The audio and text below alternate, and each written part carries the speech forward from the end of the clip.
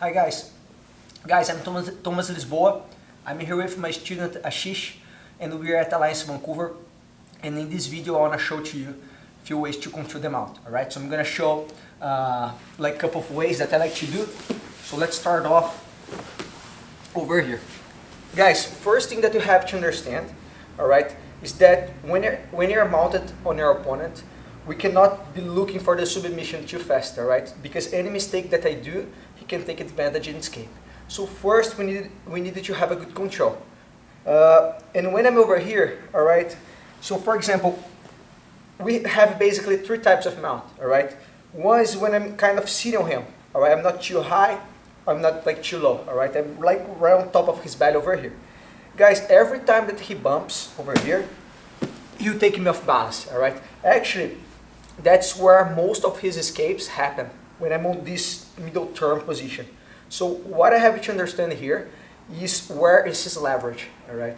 So basically his leverage is his hips. I'm sitting right on top of his leverage. That's why every time that he bumps, you know, he's forcing me to, you know, he's making me lose my balance. So what I would do in this position over here is to lift my butt a little bit. So I'll take my butt off his belly, and every time that he bumps now, I have, you know, I won't have problems to maintain the mount position. I can maintain my hands either here, alright, or on the ground. Both ways, I needed to take my butt off his belly, alright. This way is easier, but I needed to pay a lot of attention, alright, be really aware about his arms, because if he catch my arm either here or, you know, here, he can like bridge over his shoulder and escape. So once I'm over here, alright, if I want to have my hands like here in the air, every time that he tried to catch my arm, I needed to circle my hand inside. Actually, same thing when I have my hands on the ground. When he tried to catch my arm, I have to flip my hand inside and then post my hand on the ground again. So he goes like this, alright?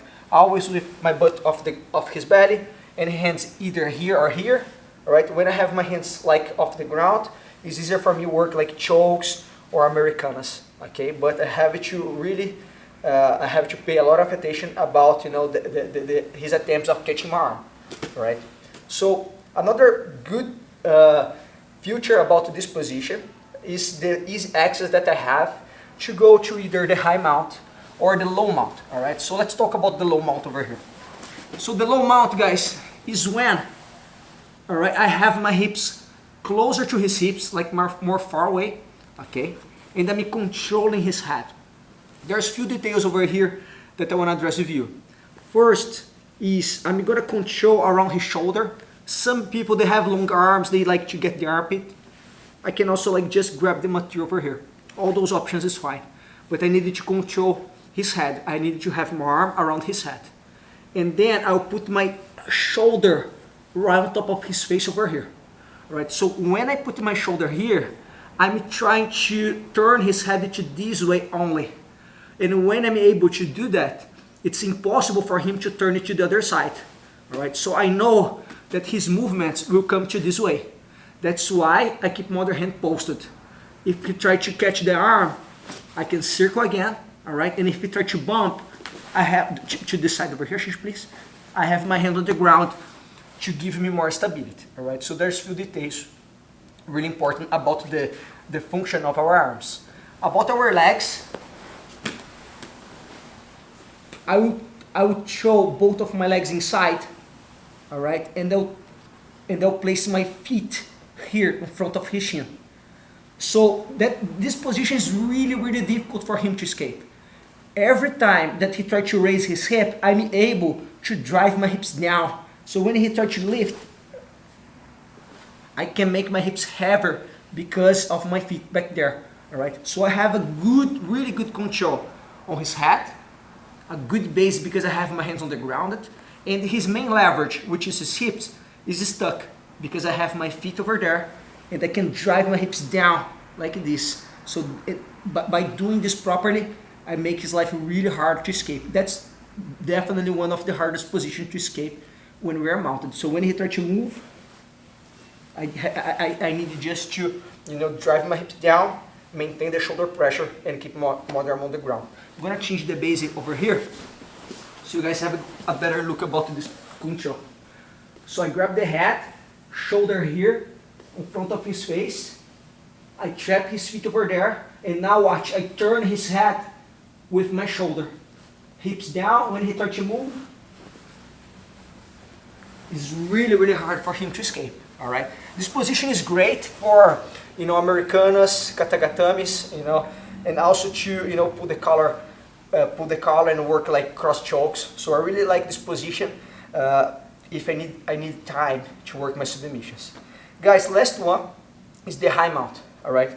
So the high mount is when I'm sitting like a little higher around his chest. There's basically two details that I want to give it to you guys. The first one is I cannot open up my knees, all right? If I open up my knees, he'll be able to press his arm against my leg and watch, like go away, all right? So when I'm on the high mount, I needed to squeeze my knees like this. I needed to squeeze, maybe only with my legs, and if I feel the necessity, I can use my arms as well, but I'm going to squeeze my knees. Different when I'm in the low mount.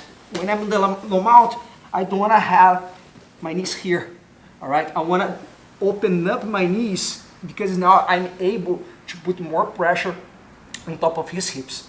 So high mount, it's going like this. High mount, like knees together, okay? Guys, there's a small detail over here.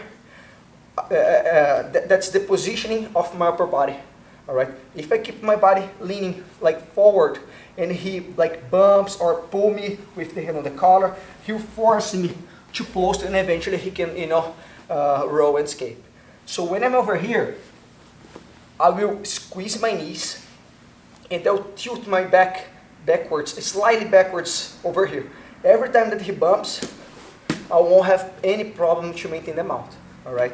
So that's another detail that makes a lot of difference. Sometimes people get scared about, you know, staying the high mount, all right? They want to do something quick, but his main leverage, once again, when he wants to escape is his hip.